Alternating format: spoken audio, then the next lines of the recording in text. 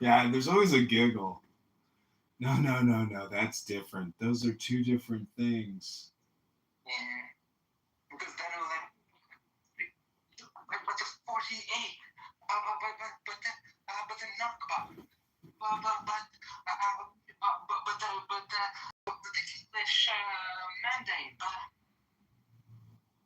See, this is why I think they will never ever escape. They do what I call history hypnosis, and it takes them out of the now, which is eternal. And thus, that's why it's all political communication all the time. All communication is political, and that's the subcontext to their communication activity is political speech. But they can't. This is why she's been so disturbed by the idea of what I suggested, that it's an alliance of the Slav fascists and Marxists. Because this is I was very kind of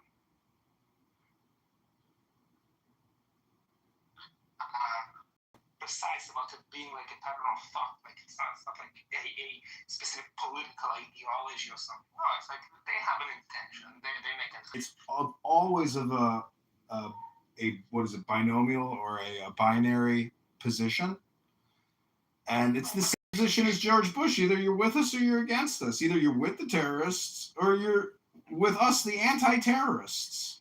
No, but I actually subscribe to that philosophy myself. I think it's either you're with us or you're against us. And I think like if you answer the question wrong about like who Crimea belongs to, you are Russia. So like it's not that I don't get how it works. I just think that they try to kind of mirror the same valid points to their own nonsensical, complete misunderstanding of how the world works. Well, from like a complete misunderstanding of how the world works. Well, from like a communications perspective, I think they're just plagiarizing from communication perspective. It's just plagiarism. לא ממש. אבל כפעם אני מדבר ואני עושה פה דברים, לא הבנתי, את רוצה לעשות את זה. לכן הכלל, אני מכיר את זה, אתה תשמע, מה... בסדר, אני רוצה לחלק את הגבית, אני יכול ללכת לחדר את זה. יש את יפה, נתו לך לישון מערי. הולך לישון בלילה? בטוח. למה? זה לא היה סטרי, לא ככה.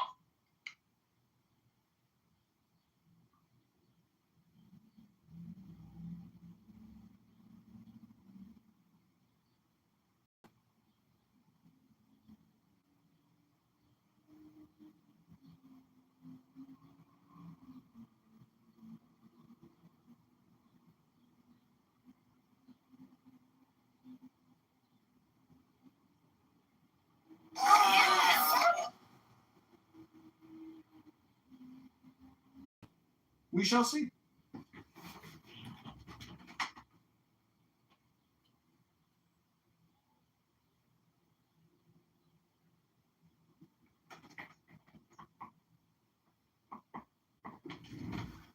And recently, just now in the past hour, one of my YouTube accounts received a community guideline strike because of something Emrose said, not because of something I said, but the actual conversation was determined to be hate speech. So if you ever talk to that stupid person again, because I know you don't like talking to stupid people, be sure to tell her that Google YouTube believes that what she's saying is considered abusive hate speech and harassment, because she was also claiming Michael Braunstein was sexually harassing her. If you caught her, she tried to get everybody on everything that she could possibly get them on while accepting no personal responsibility, accountability in the slightest. She is a completely brain-dead narcissist, as you said, and it has been a pleasure filming this 4-hour Emrose special.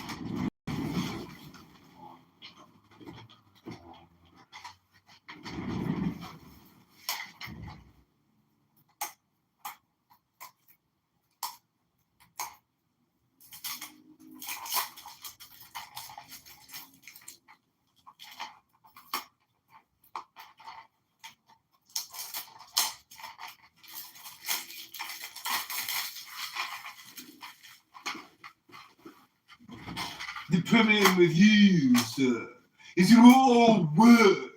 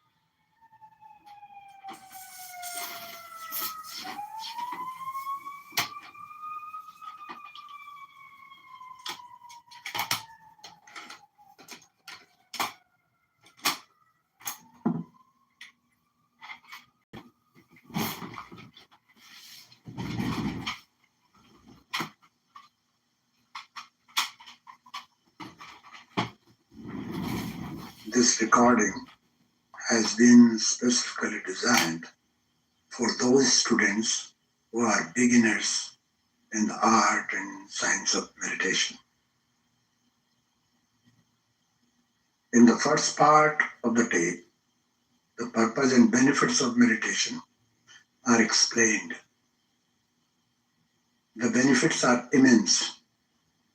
The second part is a practical method which the beginner should listen to and use for guidance in his daily practice. Meditation is a technique which helps one to attain the higher state of consciousness.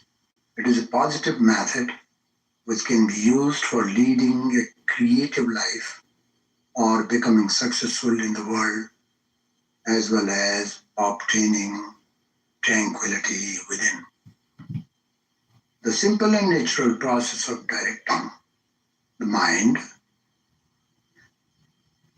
within enables one to lead his thoughts, emotions, and desires to the center of reality. Meditation is the art and science of living and being. When practiced systematically, the benefits are immense. Meditation calms the mind, relieves the body of muscular, nervous, and mental tension, regulates the entire metabolism and gradually brings it into balance and harmony, and helps one to fathom the unfathomable levels of life. With the aid of meditation, the aspirant experiences deeper and higher levels of life and is able to realize all creative potential. In the rush and roar of modern civilization, we often become tense and feel drained from the day's problems. Even so-called success in the world accumulates tension, and life seems to be a series of conflicting thoughts and stressful events. For this, the technique of meditation has proven beneficial to people in all walks of life. For example, a student who cannot concentrate and whose attention is easily dissipated will find this method helpful. For executive stress and for those who suffer on account of insomnia,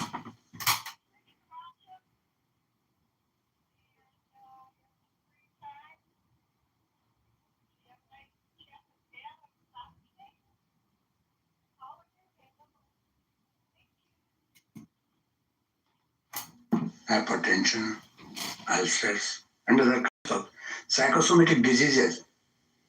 Meditation serves to relieve the stress. For the wife, mother, who must cope with an exhaustible series of roles and demands, meditation becomes an energizing companion by restoring inner peace, calmness, harmony, and by reorienting her toward the busy details of everyday life. Meditation provides us with an opportunity to restore the harmony between the body and the mind. A balanced mind and sense of inner peace, which is necessary in conducting the duties of daily life, is attained. We no longer need to feel the mental and physical fatigue, which is a result of disorganized and dissipated energies. It is through meditation that both energy and perspective are regained. Meditation is not something to be approached anxiously or emotionally, nor is its objective to experience unusual visions or sounds. These predetermined imaginations can bring forth The anticipated visions, which are in fact hallucinations and obstructions that interfere with the growth of the student. The purpose of meditation is not to encourage fantasies, but to release tensions from the body, nervous system, and mind. The mind has the habit of identifying itself with the external objects,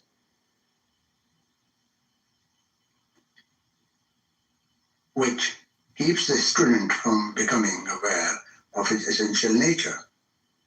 Meditation is a unique method which helps one to establish himself in his own essential nature, which is beyond visions, sound, and so-called psychic experiences. In meditation, peace, happiness, and bliss are experienced. Certain favorable conditions are required in the early stages of meditation. First, one should meditate in a clean, white, and pleasant environment. Second, it is helpful to do meditation at a fixed time each day. One can experiment for a few days until a definite time for daily practice is established. Third, it is helpful to perform preliminary exercises for cleansing the nerves and regulating the motion of the lungs. Because of various events during the waking, dreaming, and sleeping states, many people tend to breathe shallowly. Their inhalation and exhalation becomes irregular and disturb their autonomic nervous system. The exchange of gases, oxygen and carbon dioxide, becomes imbalanced, and one finds it difficult to be steady in meditation. To overcome this disturbance, one should regulate exhalation and inhalation in an even way. Regulated breath strengthens the nervous system and calms the mind. Now, I give you a practical lesson. Sit on a cushion or a wooden chair.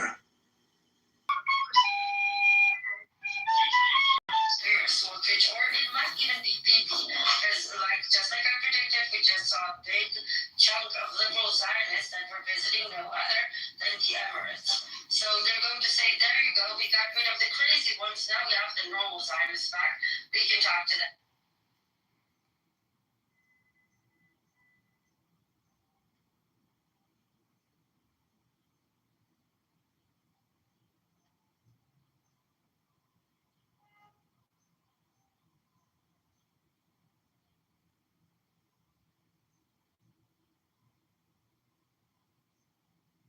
Oxygen and carbon dioxide.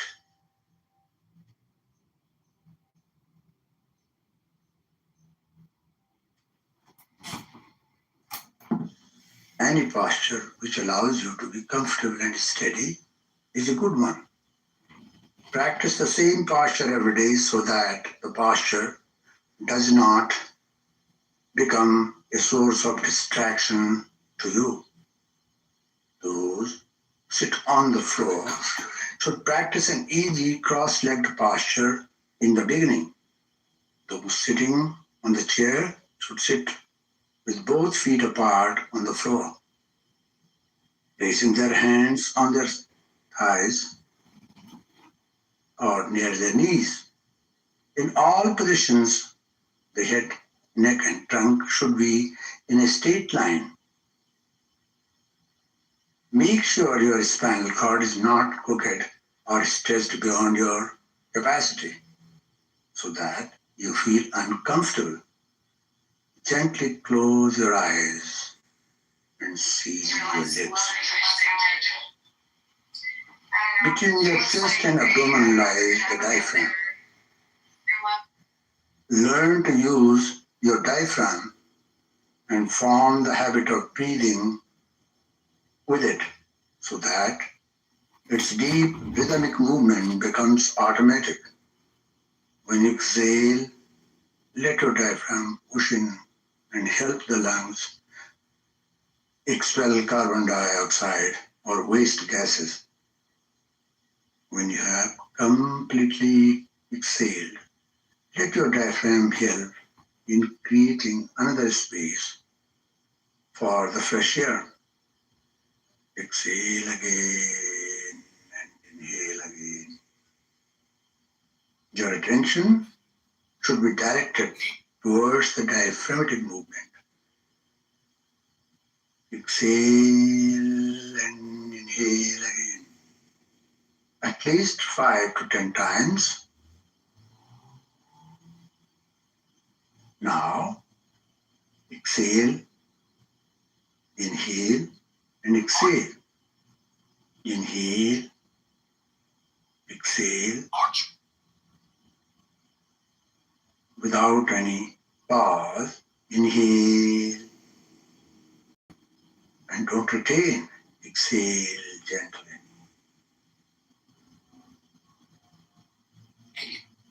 See the noisy. When you have done it for some time, forget your diaphragmatic movement. Now, focus your mind on the flow of your breath. Observe that you do not create jerks or sounds through your nostrils. Your breath should be as deep as you can comfortably exhale and inhale. Watch the capacity of your lungs. Do not strain your lungs. No haste. Quietness and stillness of the body without any strain are the important factors. The more your body becomes still, the more you will find joy. Be aware that when you exhale, you are exhaling that air which is extraneous for your body. The air which you inhale is necessary for the healthy body and a sound mind. You are now mentally observing the gentle flow of your breath. If your mind runs here and there, you will find that your breath has started behaving irregularly. Remember that the breath and the mind have a close relationship. They reflect each other. Any sharp or disturbing emotional thought change the breath behavior. As you begin observing the breath, you may notice that you are creating a pause at the beginning and the end of the exhalation cycle and inhalation cycle. Do not suggest anything to your mind. Relaxation is spontaneous effect of this method. It is hard in the beginning not to allow any pause between the exhalation and inhalation. It needs practice and special effort. The doctors sometimes will find that the breath has become calm and serene. The seat of your mind is your brain, which is at the crown of your head. Now allow your mind to travel systematically downward, beginning with your forehead. This is a mental process. Your eyes are closed. Then your eyebrows are coming from your forehead to your eyebrows, eyelids, cheeks, and mouth. Closing the lips, exhale and inhale. Do it again. Exhale and inhale. Now, let your mind come down to locate the tension in the neck and throat region. Shoulders, arm, wrist, vital energy from the cosmos. Your hands, wrists, arms, and shoulders are now free of tensions. Most secretive or When you exhale, you are expelling all your worries and anxieties. most insane and just Avenue by Midway, the South Side, where dudes are engaged in Count your shootouts. thighs, knees, Archer Ave. calf muscles, ankles, feet, and toes. Exhale as though your whole body is exhaling. And inhale as though your whole body is inhaling. Exhale and inhale again. Archer. Continue exhaling and inhaling as you gently lead the mind back up systematically to the crown of your head. Begin from the toes. Your toes have no tension. The ankles have no tension. Calf muscles, knees, hip joints, these all have no tension. Exhale and inhale. Now direct the mind along the vertebrae, locating the tension in the spinal column. Gently come up, releasing the tension from the vertebrae until you reach the crown of your head.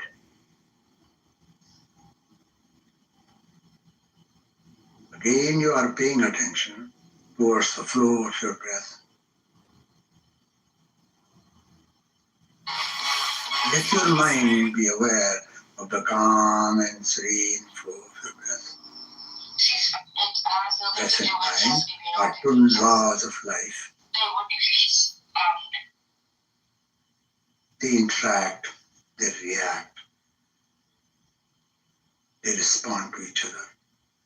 Let your mind make a gentle, conscious effort to guide your breath so that it remains calm, deep, and without any noise or jerks. Bring the attention back to your breath. Your breath is becoming calm and serene. It has no jerks, no sound. Slowly and gently open your eyes.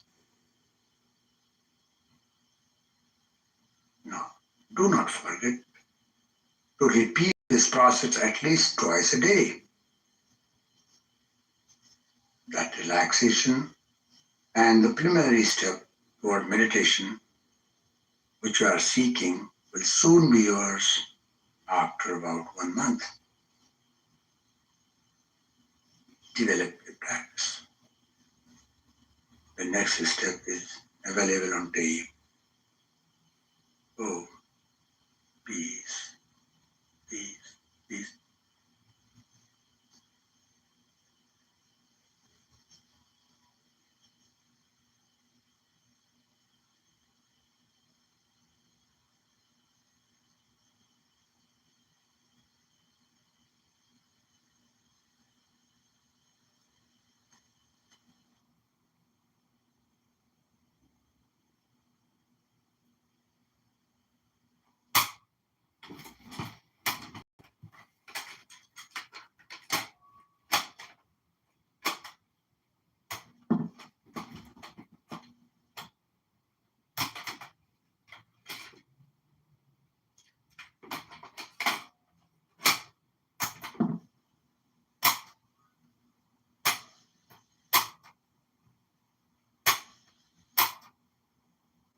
Not tied by your thoughts.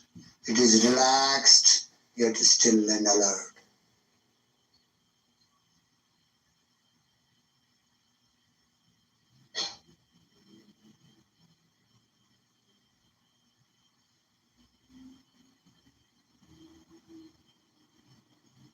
You are not body alone.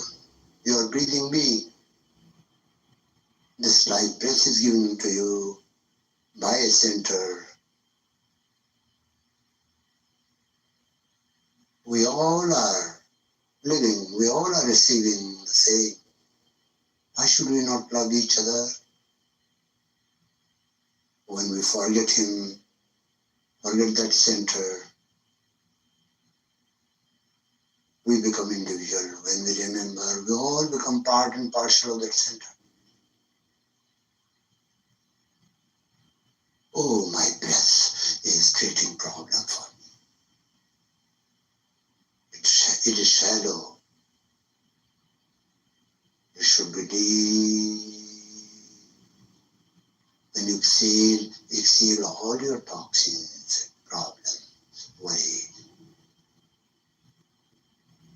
When you inhale energy, hope, grace. All right, we're back live. The Chicago Mayor Kitover. We're at 2 The community whole guidelines strikes. So being is I'm going to inhaling. keep content more conservative on this YouTube channel now. Your all No more cells are clubhouse live floating in rooms. the People air, using egregious actually. speech. So we're listening The to whole meditation. being is floating in the space.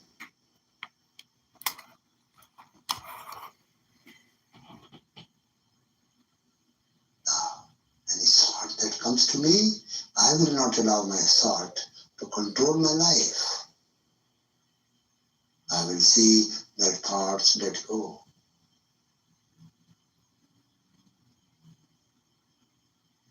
I will witness, but I will never get involved with my thought patterns. All the thoughts and emotions I am witnessing, but I am not involving myself. There are different colors, different moods, different feelings, but I am different from them. Who are you? Are you thought? Are you breath? Are you body? No, no, no. I cannot explain my nature through speech, action, and mind. My nature is perennial happiness and joy.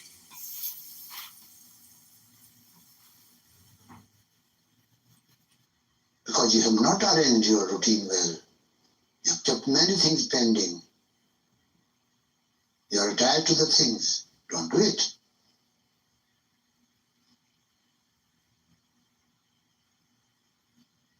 Tell your mind that mind is your instrument. Though it's fine instrument, yet it is instrument. How the instrument can hurt me? Instrument is mine. I don't belong to instrument. I will try to maintain happiness, cheerfulness, and bliss all the time.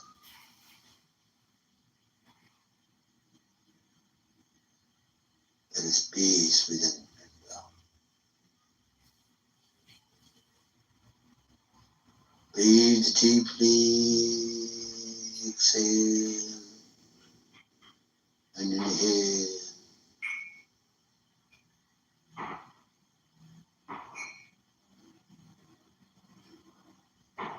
Remember the Lord of Life by remembering your mantra.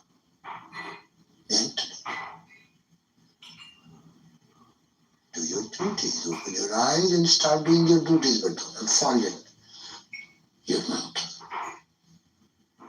Peace, peace, peace.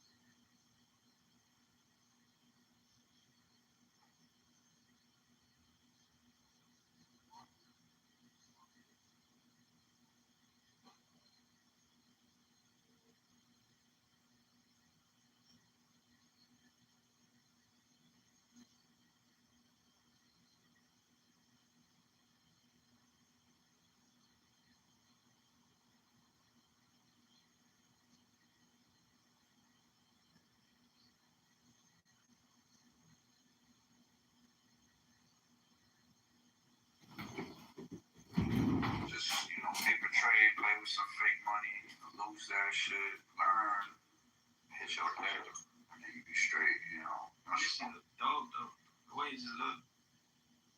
Yeah, it get easy when you. And God specifically brought down a sword for him, and it was where God he one academic, like I even take Bartholomew, right? Who never ever makes a claim like yours. It is so bizarre. And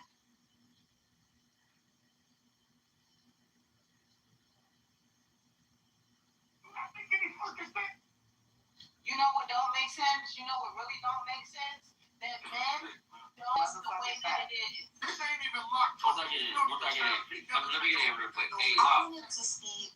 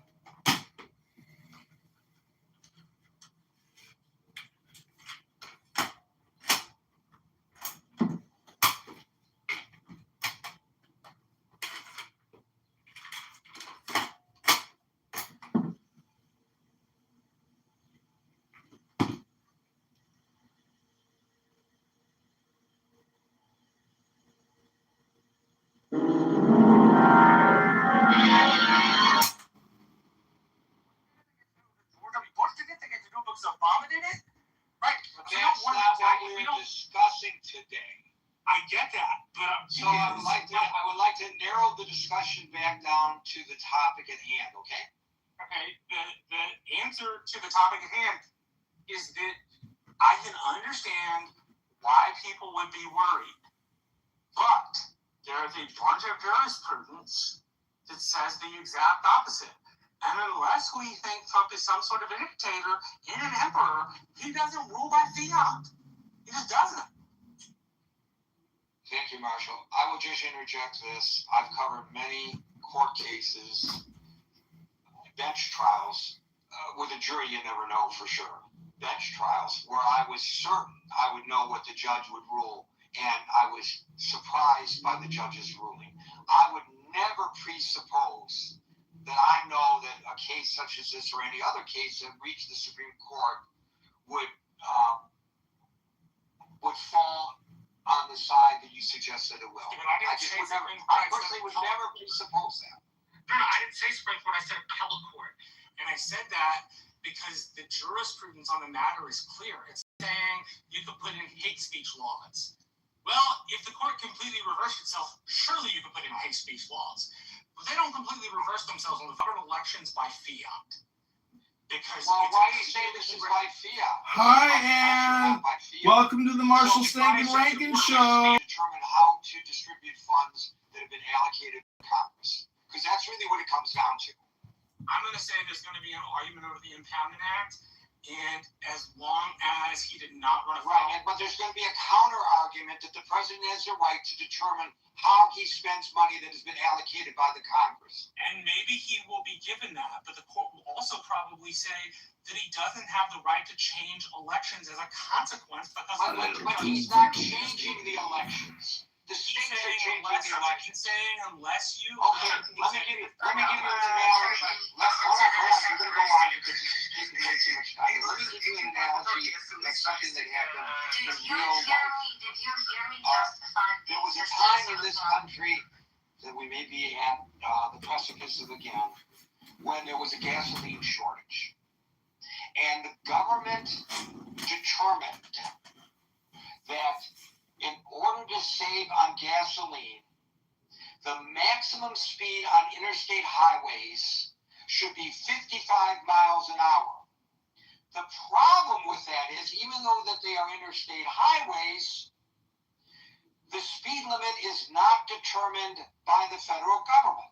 The speed limit is determined by the individual states.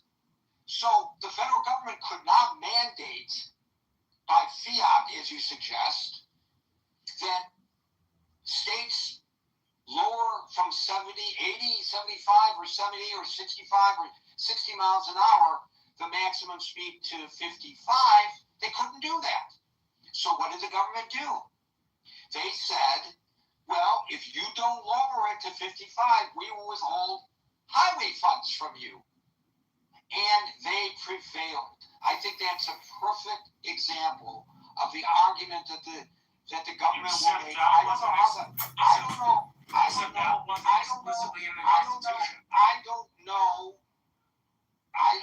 know how the court is going to rule. As a person who believes that the states have the right to set their own election laws, that's clear in the Constitution, I might rule, if I were a justice, that the government has the right to determine where the funds are set, and if they don't comply with the government guidelines, not regulations, I have the right to withhold that money, or the president has the right to withhold that money. I don't think it's as clear cut as you suggest. Okay, maybe not. Okay, maybe not. Alan, A-L-A-M. Oh, no, sorry. Howard followed by Scott, and then by Alan, A-L-A-M. Hey, Gary. Yeah, I'm going to be concise because I think getting into the Fucking weeds guys and do all the the same thing technical every stuff time. as it relates to jurisprudence misses what the bigger question is. This is not just a policy issue, but if you really think about it, this is the person who has been elected, no doubt about it, who has the responsibility, the highest office in the land. And essentially, this action can lead to us being less safe, or certain citizens in certain states being less safe. And it's not just a leap ball. Yes, highway funds, go ahead, make a political football out of it. But when you're talking about homeland security at a time where we're been in a state of war, a war that it looks like, we're going to be taking a big L for, that's increasing the risk on everybody, every citizen, every American across the globe. And it's not making the world safer. And I just think it is actually a malicious use of power to be using this as a political football and threatening just for political gain. And that's just my view on it, Gary. So I'll land it there. Thank you. And my only response to that is that Stephen Colbert, in my opinion, the funniest thing he ever did, the funniest bit he ever did, was the other day when he went to the opening of the Obama Library in Chicago wearing a tan suit. Oh my God, it's so funny! A tan suit? How could you? How could you wear a tan suit? Oy vey! No sound from Scott. Well, Gary, wearing a tan suit, in a lot of circles is considered sacrosanct. All right, testing. 1, 2, 3. Test. Live with the Scott Ken Jones podcast. I think I'm with you, Gary, that it's not as clear to me that this is illegitimate, right? That the court can stop. Marshall made some interesting arguments. I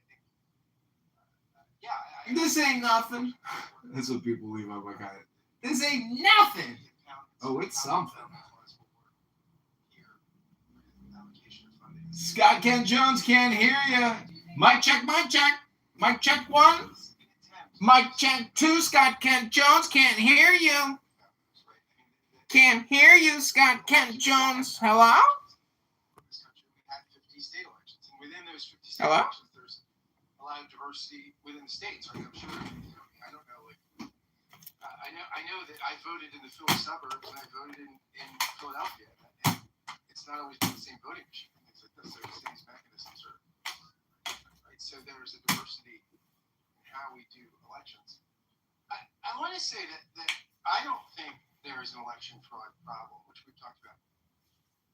Yeah, probably ad nauseum. There's no election fraud problem. It's all legit. Statistically, it just does not happen unless there's. It happens at the petition level, Scott, not just at the ballot.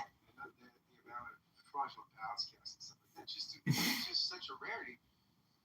I will say though that right now we do have an election confidence problem. I think that the president has created this. I think one side of the aisle does have a crisis of confidence in the election system. I mean, we all know that when you put misinformation, disinformation in the system out into the ether, into the culture, it's very difficult.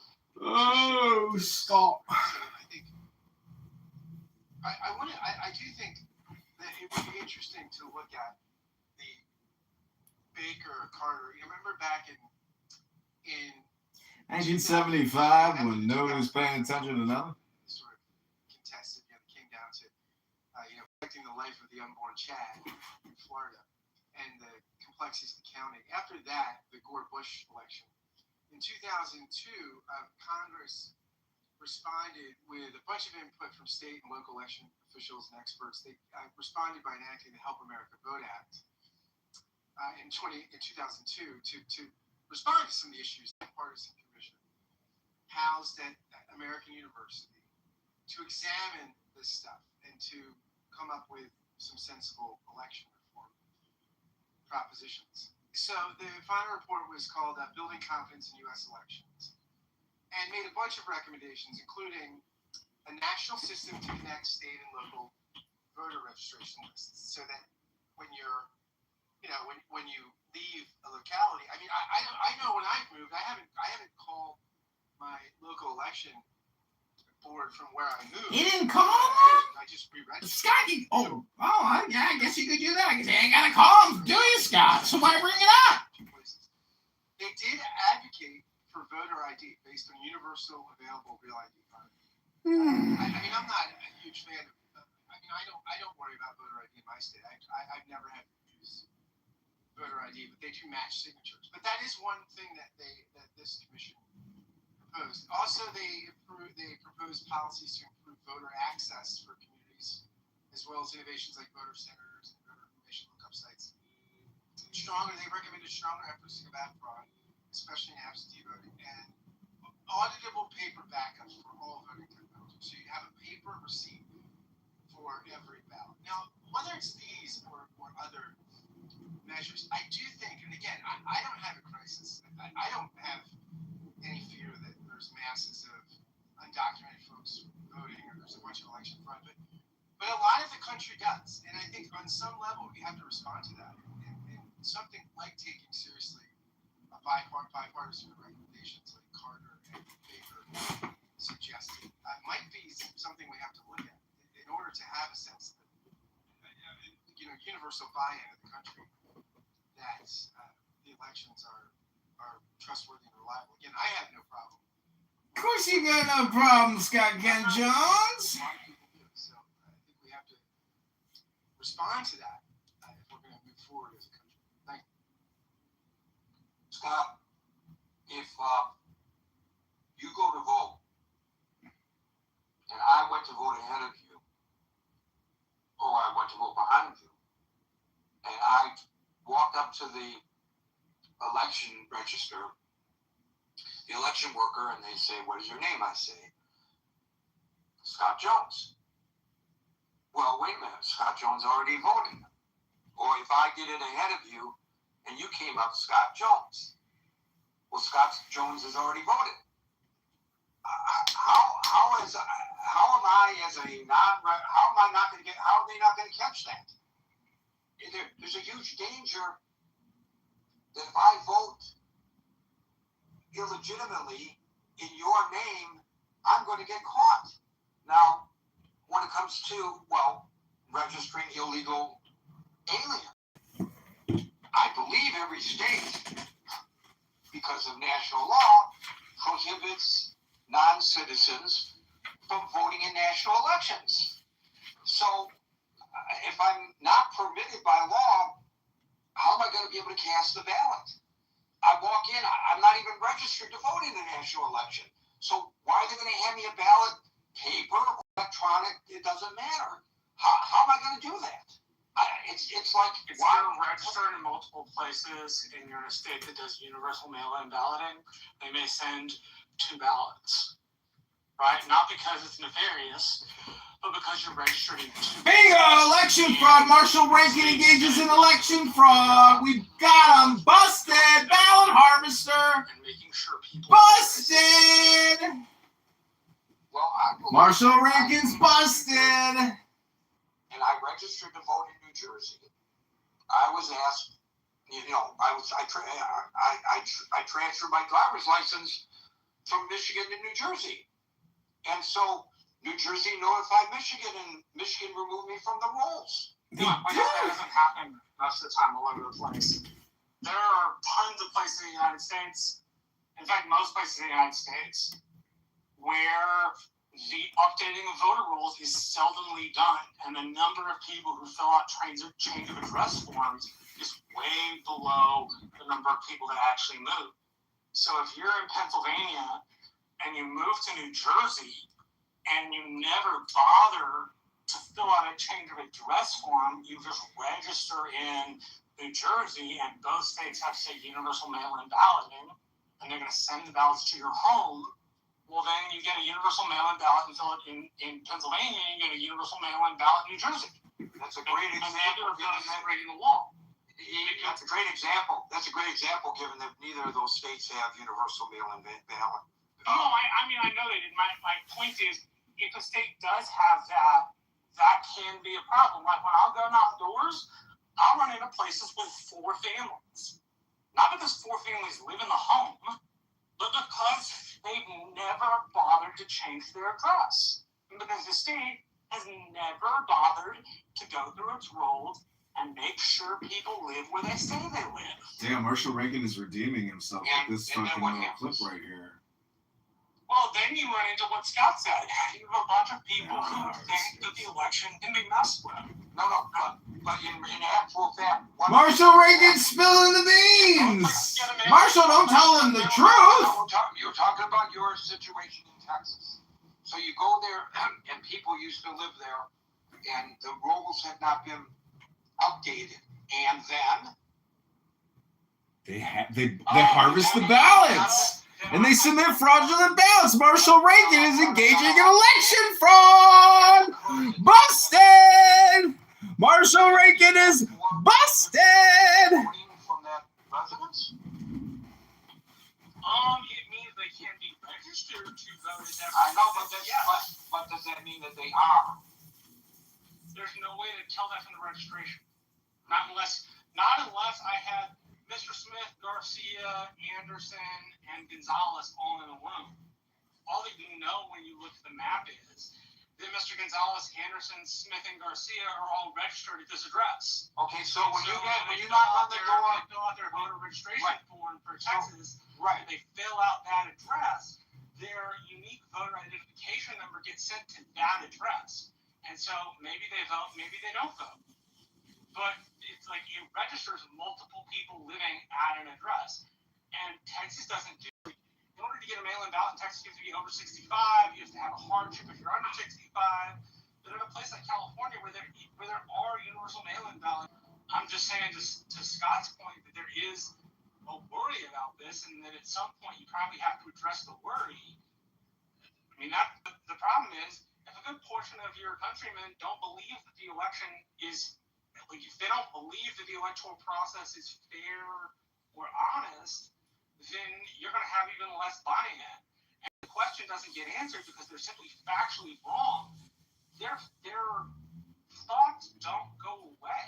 When this happened with Tilden in the 1870s, the Democratic Party's thought of rigged elections didn't go away for 35 or 40 years.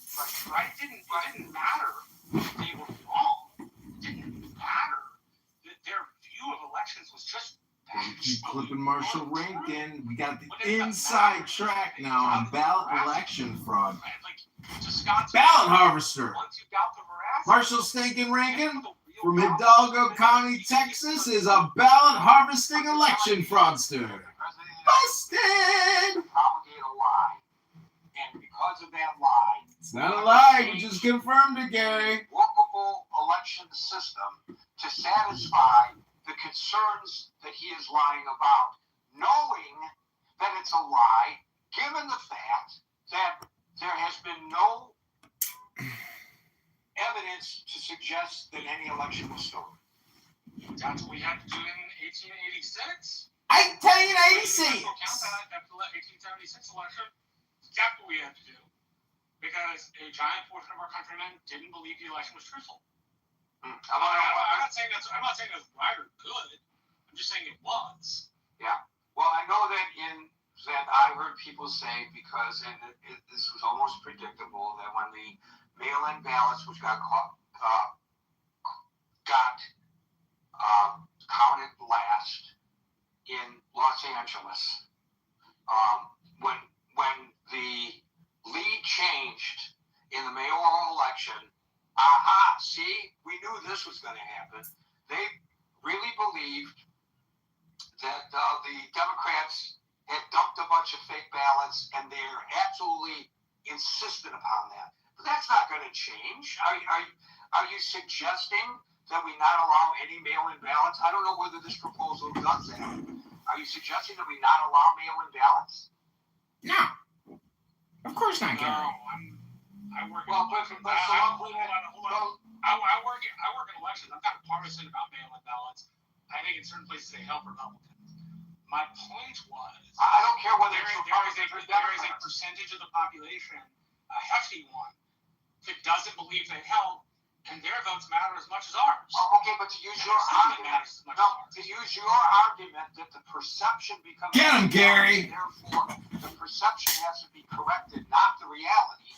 If a large number of people believe that mail-in ballots are subject to fraud, and that the Democrats are dumping fake ballots in the mail, and there's no way to prove otherwise, even though we know that's not true, your argument is people think that, and we have to correct that perception. Great. Then should we get rid of mail-in ballots? No, Gary. You're not listening. I'm not suggesting you get mail-in balloting. Well, I'm adding to what Scott said, which is, like it or not, whether they're right or not, they believe this, and they affect national politics, and they affect state politics.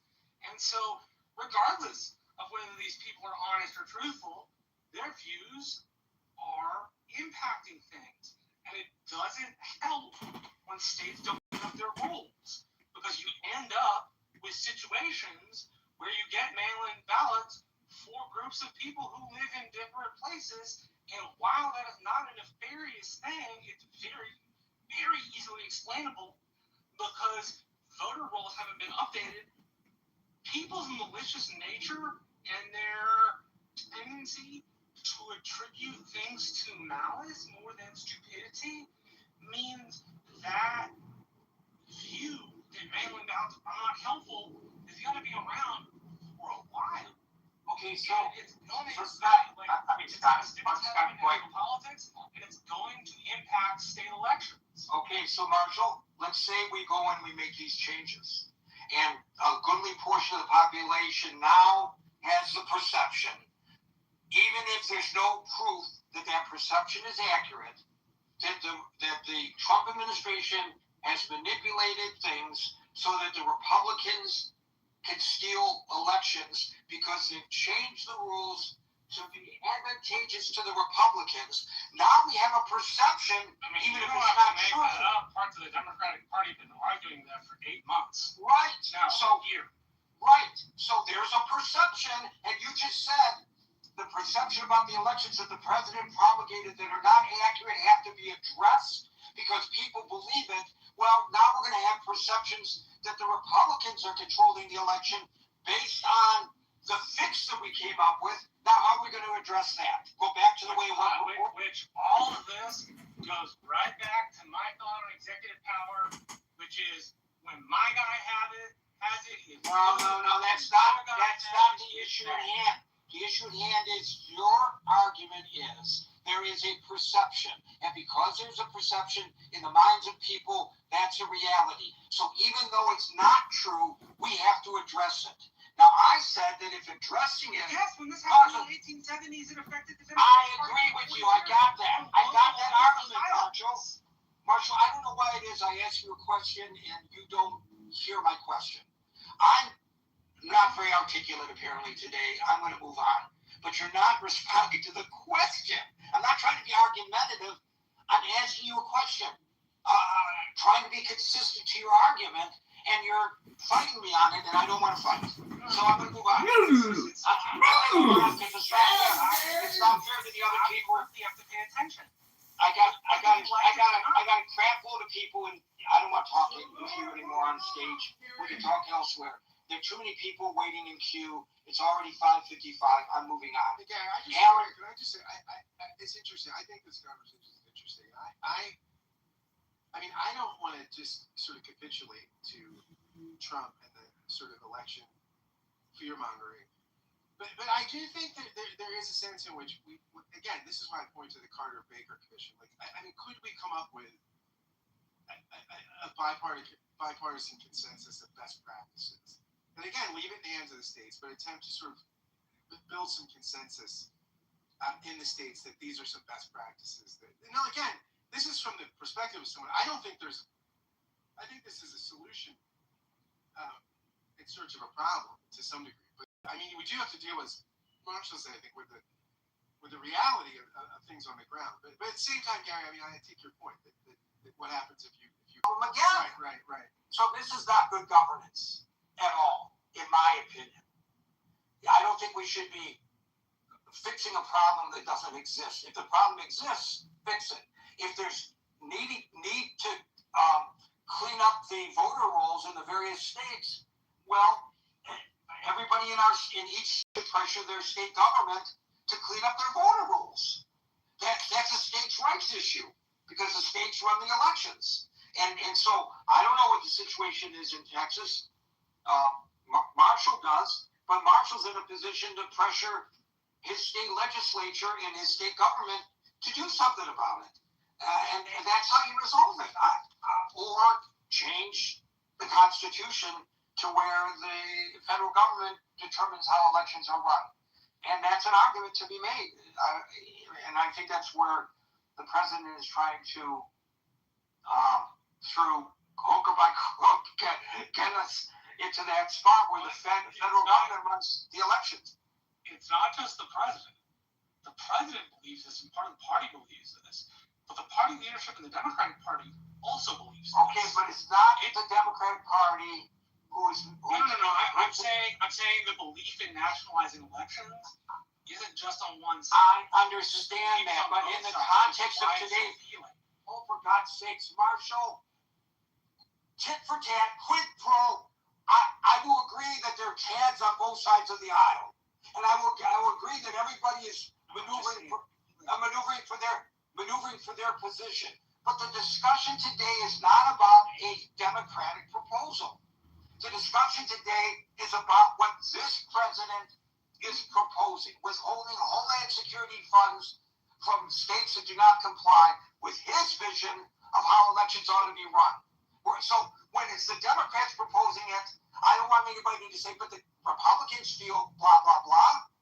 Why do you always bring that up? It's not germane to the conversation. As I said, because it explains why it is so popular amongst the wings of each party, and it explains why it keeps popping its head up in discussions. I don't care. I personally don't. But I did not make that the topic of the day. That's not the topic. The topic is this proposal. And I want to focus on this proposal. I don't really care much about what Schumer might think. I care about this proposal. I want to know what people think about it. And I don't think the the way the discussion has gone for the first hour has been beneficial in responding to the question at hand, frankly. I would make the exception what Howard said. Howard made an extremely important point that he doesn't believe that Homeland Security funds should be held hostage to the whims of the administration, whether it's a good proposal or not. And I think that's really the question here. Let's just say, for the sake of discussion, we all agree that how the president wants elections to be run would be much better than the way they're run today.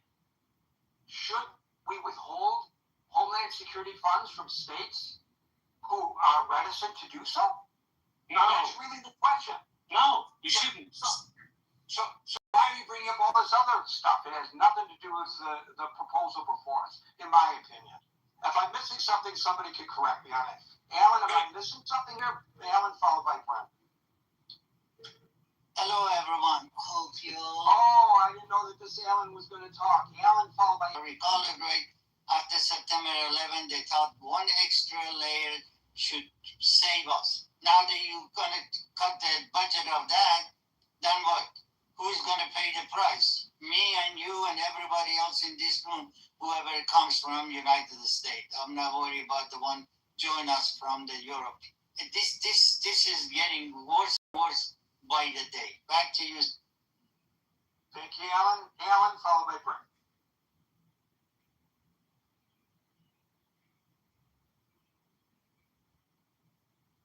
ALAN, followed by Brent. Okay, this is a technology issue. First of all, we don't have to go back to the 1870s. We can look at 1960. Richard Nixon did not make an issue in 1960 of the fact that he thought the ballot box was stuffed in Chicago. We could go back to 2000, when I think we did some useful things to help elections. To answer your question, Gary, on the top, absolutely, I'm opposed to the idea that you would withhold funds on this basis. This is an insane proposal. I am gratified that my young friend has so much confidence in the courts. And I think the early discussion about this was quite enlightening. I have a couple of suggestions. First of all, I think we really should talk about a federal referendum, just like we have in California. You know, I wasn't a fan of Proposition 13, and I don't mean to get off on this, other than to say it passed. We live by that rule, and I think it changed the way the whole country thinks to some extent about taxes. We should have if the president really feels this way, he should propose a federal referendum process that we could go on.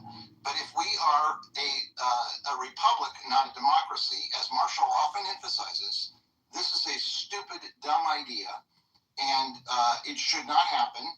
And I think that we two massive points here. We get bogged down in the very, very specifics when, in fact, voting is about a massive number of people. And anytime you pull a very specific instance out of something and try to make it general, you have a problem. For example, someone lives to age 99 and they were a smoker, and people say smoking isn't, they draw the conclusion that smoking isn't harmful. Well, that's a dumb conclusion, right? I mean, we know that smoking is harmful. And we know that based on the aggregate, not based on one specific case. So I think that's a point we should bring up. And I think the other point that we should really emphasize here is that, it's really up to each state. That was the way the Constitution was founded. And voting is a very concentrated activity. It's not like driving across a state line where one minute you're in California, the next minute you're in Arizona. You're on a federal highway, and that in that case, or in the case of interstate commerce, things can break. But with respect to voting, under Obama, subject, but only Donald Trump. Not Barack Hussein Obama, the man with all the grace, poise, intelligence, so sophisticated and classy. What a class act that guy is. Future of international relations. So to come back to your question, Gary, hell no. And let's talk about some more realistic ideas like a national referendum. Thank you, Alan. We'll go to Brent, followed by Daryl. So I want to make a few points. I mean, I kind of lean towards that you know, the courts will. I'm bald, asshole. It's called male pattern baldness. There's a few points. I kind of base that on Androgenic alopecia. You know, they're Androgenic alopecia. Don't make no ad hominem attacks on my YouTube channel. I'm reporting you. That the federal government cannot coerce How the states dare you? into doing a policy it disagrees with. In that case, expanding Medicaid under the ACA by essentially taking away funding that they already had. You know, a lot of discussion on the highway bill or the lower the drinking age. In that case, what they found is that the funding kind of directly related to highway safety. That's kind of where they drew the line. They asked the states, and it's going to be a hard link to make to ballot things like ballot design, things like voter registration. It just does kind of show you how power hungry this executive is. This executive does not care if he changes the rules to benefit him, and will do so any way he can. And that's a threat to democracy. And I don't, you know, Marshall talks a lot about. Hi, boys and girls. This is Cowboy John running for mayor of Chicago. Go to ChicagoMayorVote.com. Hey, my friends. It's me, Darren Bailey. Hey, friends. Taxation's gotten out of control. And the Illinois state budget, well, that's a runaway train. Go to ChicagoMayorVote.com or ChicagoMayoral.com. This is Chicago mayoral candidate John Kitover. Thanks for coming to my YouTube live now. Hit that like button, share, and subscribe. We're listening to a fake rhino out of Hidalgo County, Texas. Marshall Stankin Rankin.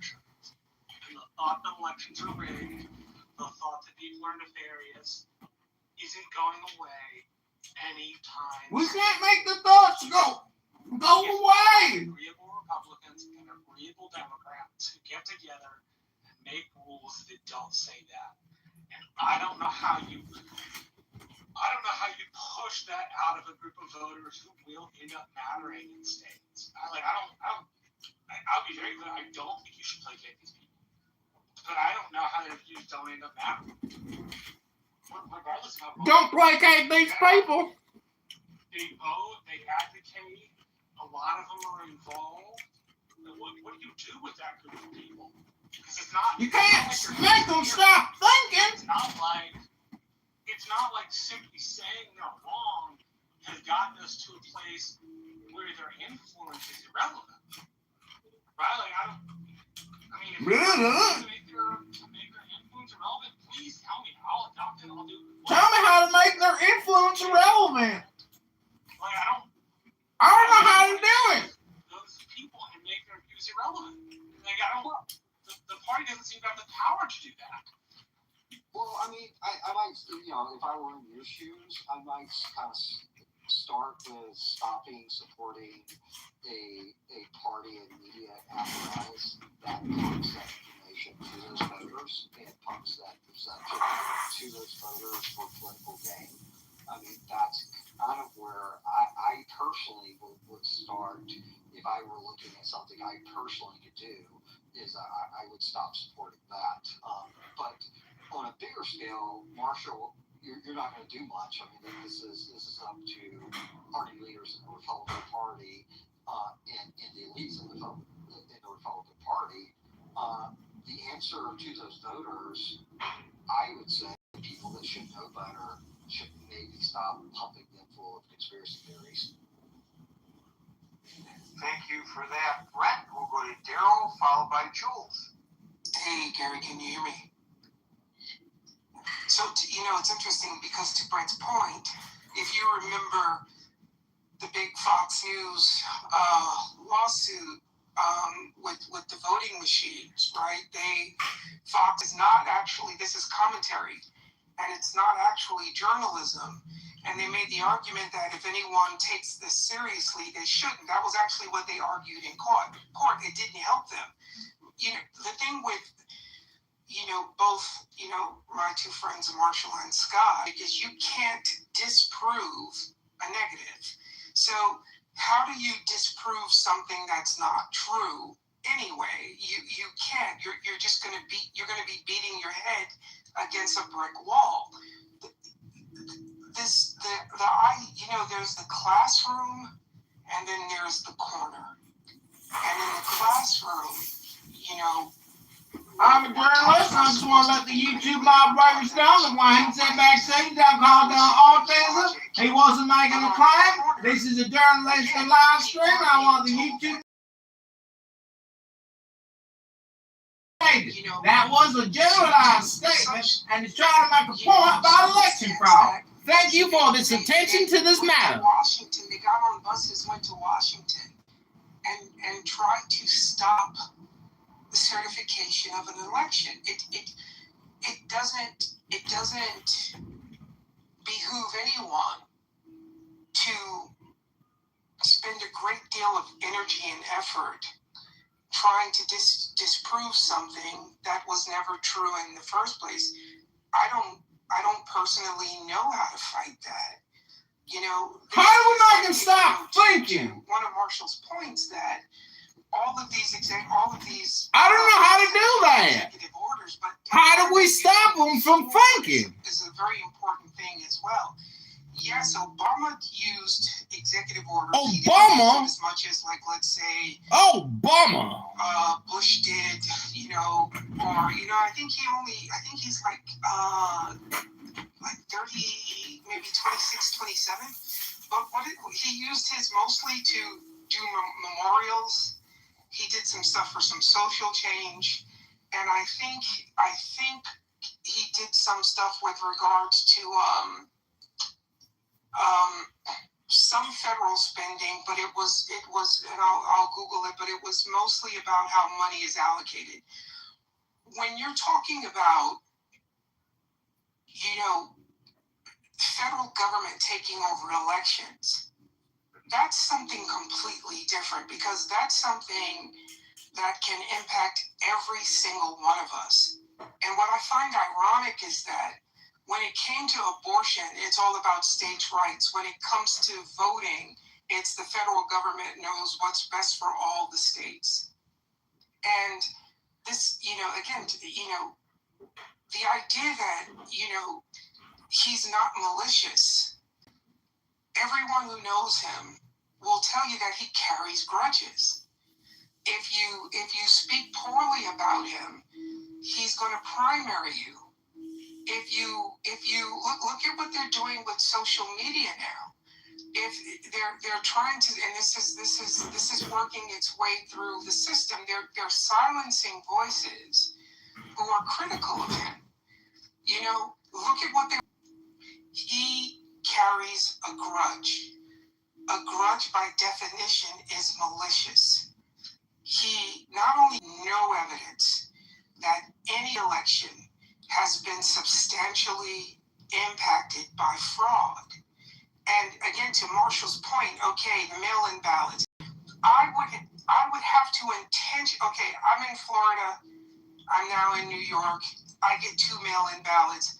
I would have to intentionally mail both of them in and then commit fraud just because I receive a ballot at 2 addresses. And that's, plus you have to travel yes. I-95 to vote your second time yes. now.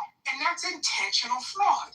And we do have examples of intentional fraud, but there just hasn't been, there's no study that says that it has been to the level where it's actually impacted the results of an election. So this is just, I'm going to throw out some buzzwords, and I'm going to tell, and I'll say it, I don't care if anybody likes it or cares about my opinion. I'm going to talk to the LCD, the least common denominator. I'm going to get them aroused about something that's not true because they themselves are not going to go and say or look into, is this true? Because I've hit an emotional pressure point. They're now going to react. And I wonder how many of these politicians in the past 2 years, as we get closer and closer to the midterms, and as it seems like there may be a change, how many of these politicians that talk about election fraud actually believe it? Meaning they might go on the nightly news and say, well, we have to secure elections, we have to secure elections. What are they basing this on? You know, Mike Johnson did an interview, I think it was CBS Sunday Morning, and he said, she asked him point blank, do we have, or do you have, proof of election fraud? And he said, well, I don't have proof, but common sense would tell you. Excuse my French, what the fuck does that even mean? You don't have proof, but common sense should tell you. So I guess common sense is how we're going to govern and pass laws now. Common sense tells you that there's fraud in the election, but I don't have proof of it. That's Martian speak. That's some other fucking language. But there are people who hear that and will say, well, Johnson is smarter than me, so obviously he knows something I don't know. Therefore, Johnson is correct and elections are fraudulent. I don't know how as a society, as a collective brew, if they have already chosen to believe it. I don't know how to fix that. I know that you're not fixing it by federalizing elections when the entire establishment has been built on this backbone of states' rights. Well, here's the thing, Daryl. The great thing about a conspiracy theory is you don't have to prove anything. I'm going to start a channel just to promulgate conspiracy theories. I can say anything I want about anything, and I don't have to prove it. That's the beauty of a conspiracy theory. What do you think about that? Are you in it with me? You want to be a co-host? Yeah, you know what we should do? We should bring back lawsuits. You know, if some guy goes on national television and says that Michelle Obama's a man, there should have been a lawsuit on his doorstep the very next day. That could be our first topic. Well, the other chick has us beat with Macron saying that the French prime minister's wife is a man, and she's already getting sued. I would prefer not to spend the rest of my life in court. Well, I think we should, and I think we should be equal opportunity Peter uppers. I think we should. I think we should also talk about the diapers that the president wears. Oh. It doesn't matter if it's true. Yeah. I don't have to prove it. I can just say it. I'd love to get that one in Discovery, though. Yeah. See, but people do say it. People do post that kind of nonsense on social media. They post it, and who's going to challenge them? And so, to Marshall's point, people are going to post that the elections are being manipulated. If you correct, quote unquote, the manner in which elections are held in order to resolve the perception that they are being manipulated by the Democrats, then an equal number of people are going to have the perception that it was quote unquote corrected in order to facilitate the desires of the Republicans. Now, both will probably be wrong, but it doesn't matter. Yeah, you become a dog chasing its tail. Forever. That's exactly what you have. By the way, Abby points out in the chat, which folks is linked above, that in Las Vegas, what did they do in Las Vegas over this issue, some of the issues that Marshall raised? They got together a bipartisan commission, Republicans and Democrats, and they cleaned up the voter rolls. Hello? How about the government requiring states to to establish bipartisan commissions to clean up their voter rolls. Would that not solve the problem? Yeah, then they'd argue. Then the individual states would argue who's going to pay for it, because it always comes down to money. Well, you know what? We got money for a lot of other things. If it means that you have to throw some money behind it, great. Yep. You know, so what? Yep. The cost of one cruise missile will probably cover all 50 states cleaning up their rolls. So that's one less cruise missile to fire. There could be worse things in life. Jules, followed by William. Hey Gary, how are you? I am good. How are you, Jules?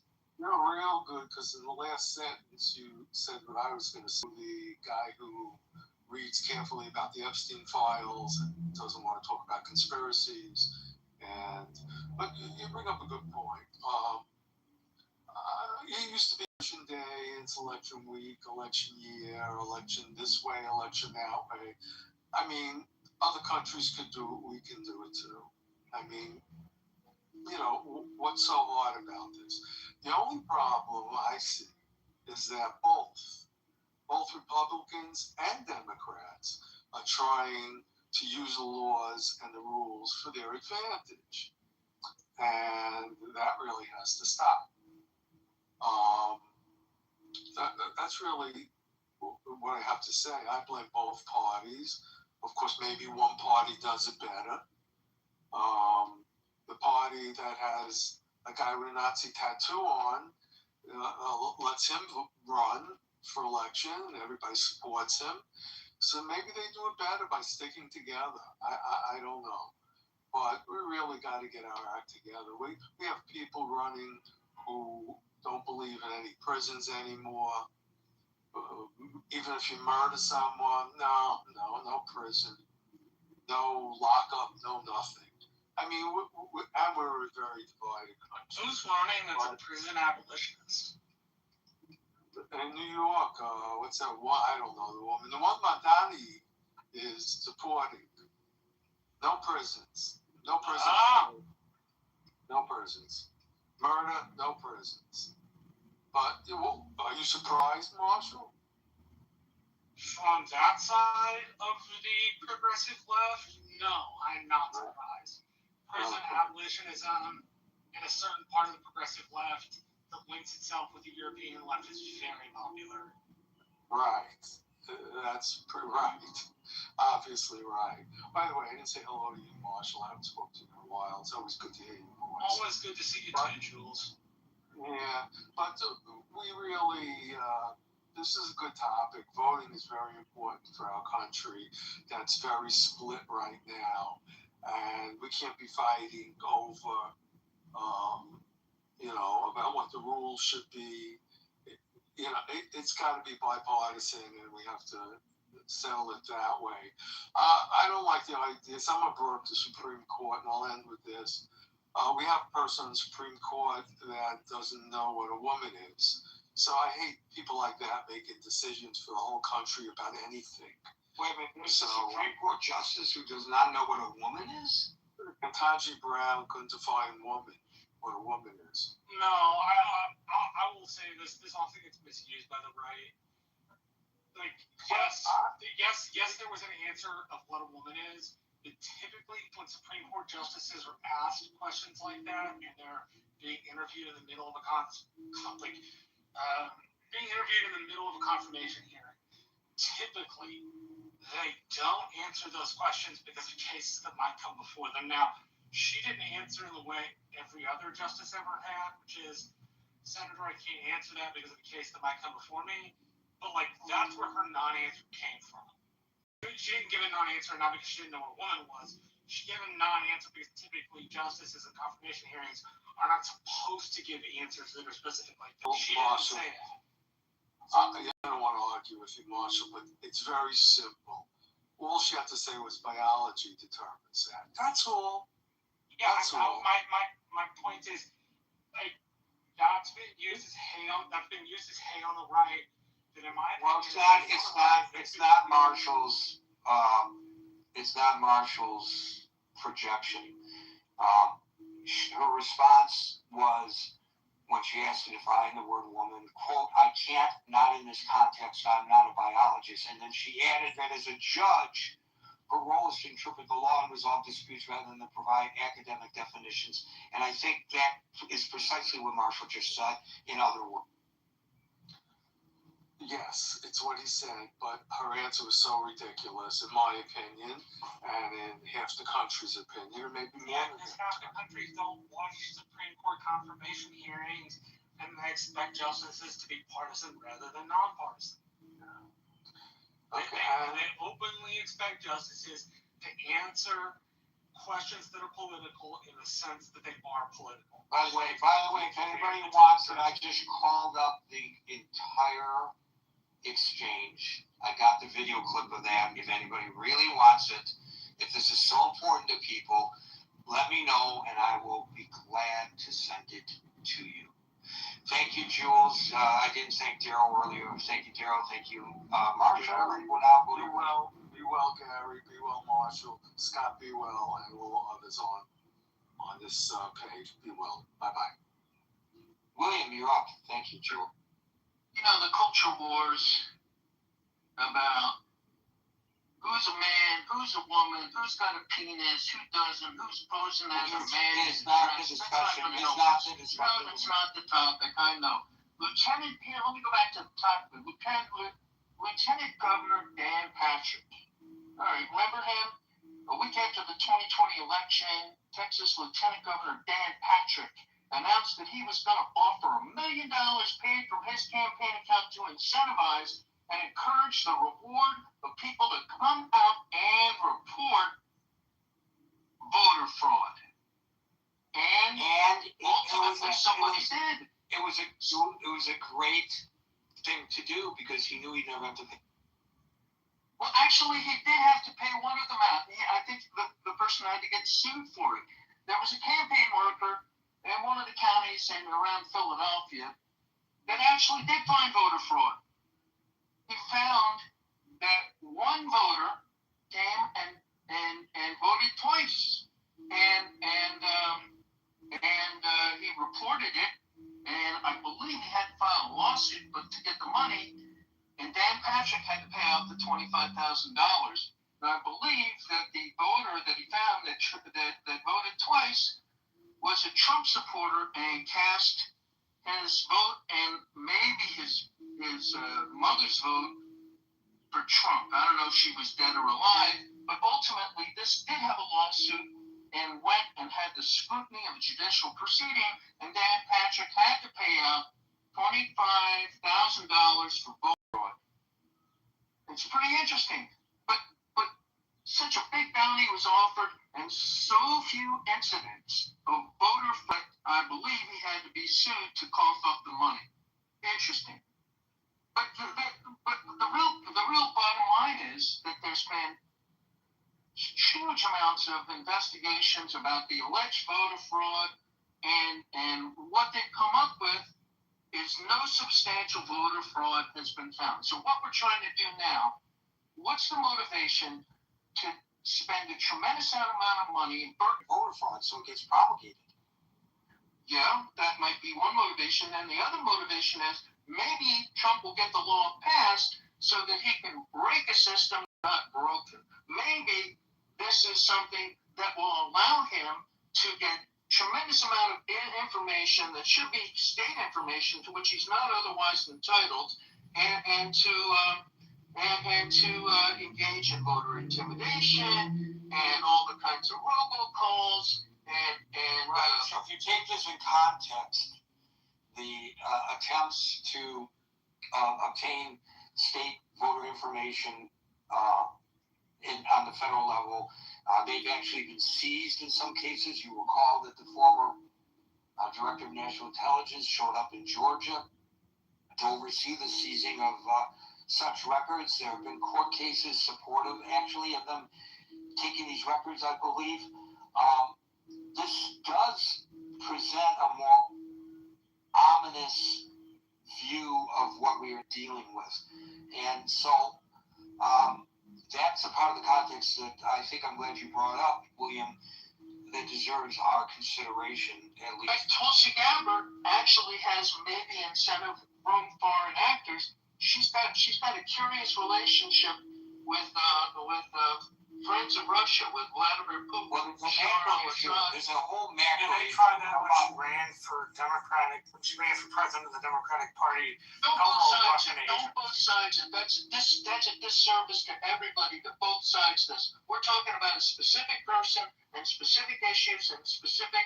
And I'm saying when she ran, the Democratic Party literally had the exact same criticism. I had concerns when I learned about it that foreign actors were trying to manipulate our elections, and in fact that was proven, and that goes back to the 2016 election. And Tulsi Gabbard's connections, like you can just try to both sides it, but Tulsi Gabbard has troubling connections with Bashar al-Assad and Vladimir Putin, and also in the Green Party. Who's the other one?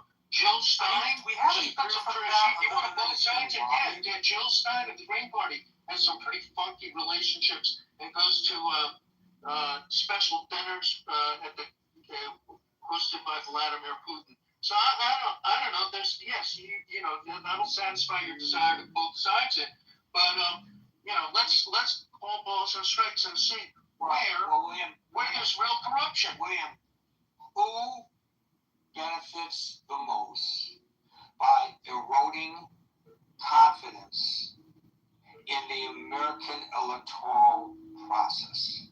Well, our enemies like exactly. Our enemies like Putin, like whoever's running it on. Correct. That's correct. So opposed to countering the lies with the truth, because some people to want to embrace the lies, and so much a person of authority to discuss it. But there have been studies of that. But as you so correctly point out, and this is not opinion, this is on the record fact, our government knows that for some time now, over a decade, and probably longer than I'm even considering, the foreign actors, primarily the Kremlin, have been attempting to cause us to lose confidence in our electoral system, to lose respect for one another if we're members of the other party or other philosophical viewpoint. And to quote Jesse Ventura, we're all a bunch of lemmings as a society because we fall for this trap. And we have the arguments all the time. It's the Democrats, it's the Republicans. Well, the Democrats did it too, the Republicans did it too. That's exactly playing into their hand. And if there's any area where we as the American people, I believe, as a group, are ignorant, I'm not saying stupid, are ignorant, is to the fact that we are allowing ourselves to be manipulated by the likes of Putin. And that's exactly to what you refer. And he's not just interfering with the elections in the United States. He's interfering with elections in Romania, in Moldova. He's trying to gin up some sort of claim that he needs to go in and save Russians who are in Transnistria between Ukraine and Moldova. He's interfered with the elections in Europe. He's supported the AfD in Germany. He's supporting, to my knowledge, the so-called Reform Party in the UK that has Nigel Farage, who was the guy that precipitated Brexit. Putin had his hand behind the distrust in the system that led the UK to do the exit from the European, the EU, and have Brexit in the first place. And what is Brexit done? And what is Brexit done? Vladimir Putin. And what has Brexit done for the residency of 10 Downing Street? Six prime ministers in 7 years, I think, was his current resignation. Destabilizing elections is one of Putin's methods of attacking the West. Of course, at large. Of course. And then maybe we need some kind of, we can't rely on elections. We can't trust the electorate. We need somebody to come in and take charge because we're incapable of running our own elections. That's why we have all this fraud. All these people who volunteer every year, all these white-haired retirees at the election centers, they're involved in fraud, you know. We can't trust them. I've been volunteering in these elections since after Bush versus Gore. I've been volunteering. And you must be really old because the prerequisite is that you have gray or white hair. So I'm bald. Yeah. Well, that explains it. That's how you got in there a little early. Thanks, William. Yeah, I think very excellent point. Universal mail-in ballots in California. It was an example. It's probably not an exact example, but you don't have to respond right away. So here's what we know. This idea that half, he says something like, well, half the population, I know it's not true, but half the population believes it. So obviously we have to accommodate that, right? Just like a bunch of people think, well, what was the other example? The vaccine thing. I don't know what causes autism. I know it's not true, of course, but other people believe this, so we have to accommodate them.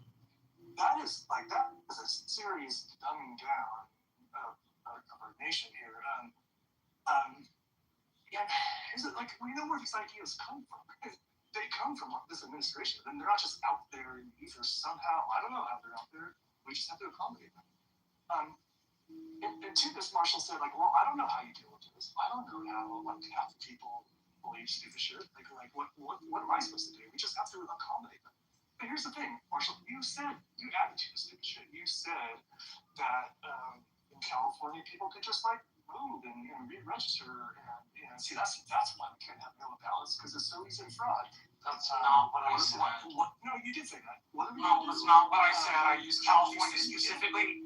I used California specifically as an example. Stop. I used California specifically as an example where you could move from one place to the other. Marshall, hold on a second. Hero, please allow Marshall to respond to your proclamation. And then I wasn't done with my proclamation. You can continue, but you just stated something that Marshall said that he feels that you misstated. So let's get through that, clear that up, and you can finish. Go ahead, buddy.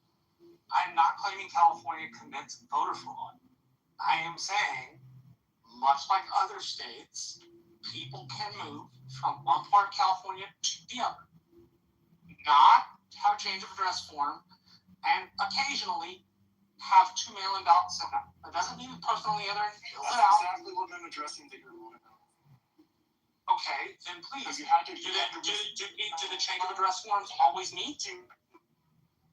I am glad you restated what you just said it. Okay, perfect.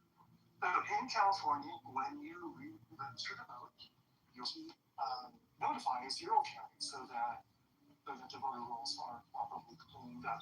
If it's in between and it's too close and we happen to get 2 ballots sent in, there are barcodes on those ballots, and those ballots are checked.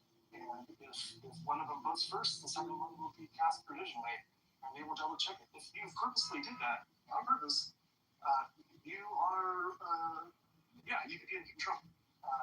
It's I think up to 5 or 10 years in prison. $10,000 fine is big. It's a big offense. What you can do? You said you didn't know what we can do. What can we possibly do about these values? Saying things that aren't like California and states like California have no way to check. This is a problem. This is an open problem. It's not an open problem. Stop saying things that aren't true. That's one way we can maybe help fix these problems. Thank you. Thank you, Hero. Folks, we are here Monday through Friday at 5 o'clock New York time, so until 5 o'clock New York time tomorrow. For the next edition of the Critical Thinking Forum, everybody be safe, be well, and peace out.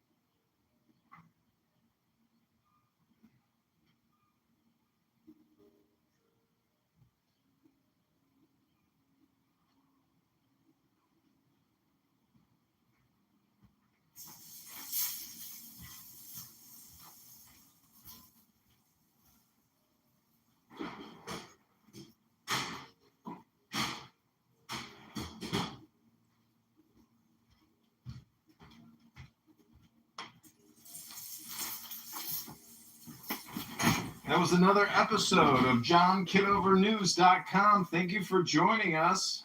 This is Chicago mayoral candidate John Kitover. Go to ChicagoMayorVote.com right now. That's ChicagoMayorVote.com, or go to ChicagoMayoral.com and just listen to a debate about election fraud in America. Hit that like button, subscribe, comment. Thank you all for coming. I hope you've enjoyed this bonus episode of JohnKitoverNews.com. You just listened to Stankin' Rankin, Fakin' Republican out of Hidalgo, Texas. Such a learned scholar, never graduated college, hates himself for it. But he just loves history, and when he knocks on the doors and figures out all the ballot harvesting opportunities, he commits election fraud. That's right. Marshall Stinkin' Fankin' Erection Rankin. We got him on election fraud, ladies and gentlemen. Finally, we got the dirt on Marshall Stankin' Rankin, a ballot harvesting election fraudster.